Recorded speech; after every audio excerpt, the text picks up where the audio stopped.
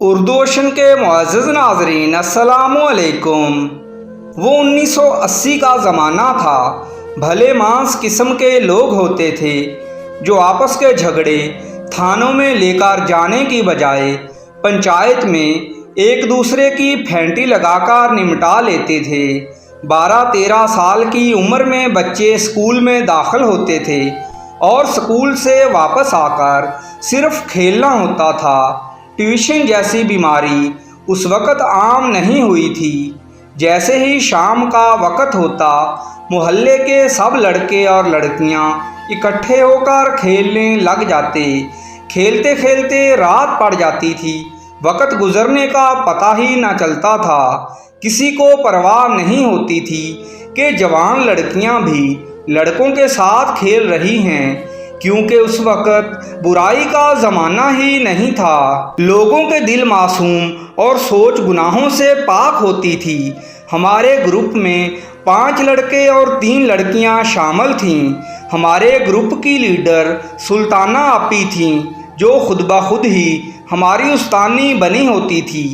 کسی لڑکے یا لڑکی کی جرت نہیں ہوتی تھی کہ سلطانہ آپی کی بات سے اختلاف کرے یا ان کے حکم کی خلاف ورزی کرے، ورنہ سزا کے طور پر گروپ سے نکال دیا جاتا تھا۔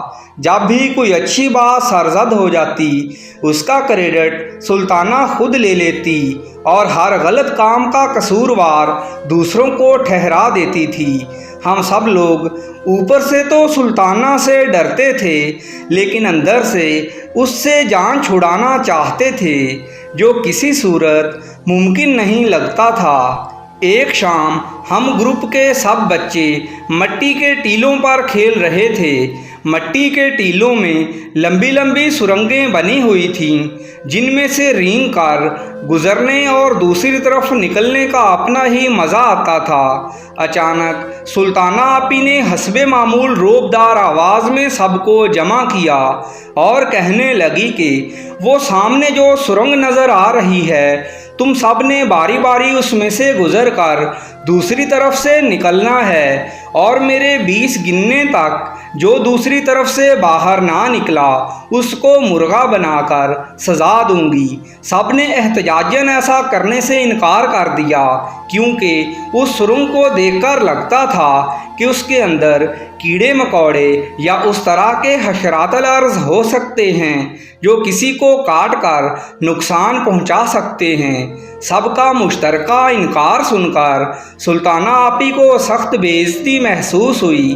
اس نے ہم سب کو خوب سخت سست سنائی، ہماری غیرت کو للکارا، مگر کوئی بھی ٹس سے مس نہ ہوا۔ سلطانہ کی غیرت جاگ اٹھی۔ آخر کار گروپ لیڈر جو تھی، اس نے کہا، اب سب کے سامنے وہ خود اس سرنگ سے گزر کر دکھائے گی۔ سب لڑکے اور لڑکیوں نے اس کو منع کیا کہ شام کے وقت مٹی کی اس سرنگ کے اندر نہ جائے، مگر وہ کہاں سننے والی تھی۔ اس نے شلوار کے پائنچے اوپر کر لیے اور گھٹنوں کے بل جھک کر سرنگ میں داخل ہو گئی۔ ہم سانس روکے باہر کھڑے تھے۔ یہاں ایک بات بتانا ضروری ہے، سلطانہ کی عمر اس وقت 15-16 سال کے لگ بھگ رہی ہوگی۔ وہ عقل کے ساتھ ساتھ جسم کی موٹی بھی تھی۔ ابھی وہ آدھی اندر داخل ہوئی تھی کہ اچانک کہیں سے موٹا سا چوہا بھاگتا ہوا سرنگ کی طرف آیا۔ سرنگ میں جانے کا اس کو کوئی اور راستہ تو نظر نہ آیا۔ وہ سیدھا سلطانہ کے پانچے میں داخل ہو کر شلوار میں گھس گیا۔ اب آگے کا راستہ بند تھا۔ ہم باہر کھڑے چیخیں مار رہے تھے اور سلطانہ سرنگ کے اندر چیخ رہی تھی۔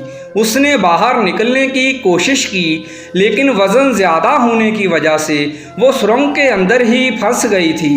کافی دیر چیخو پکار کے بعد ہم نے سلطانہ کو ٹانگوں سے پکڑ کر باہر کھینچا تو چوہے کو بھی شلوار کی قید سے رہائی ملی اور سلطانہ کی سانسیں بھی بحال ہوئیں۔ اس کے بعد کافی دن سلطانہ گھر سے باہر نہیں نکلی اور ہماری جان چھوٹی رہی۔ ناظرین کرام، اس طرح کی دلچسپ کہانیوں کے لیے ہمارے چینل کو سبسکرائب کرنا مت بھولیے گا۔ شکریہ۔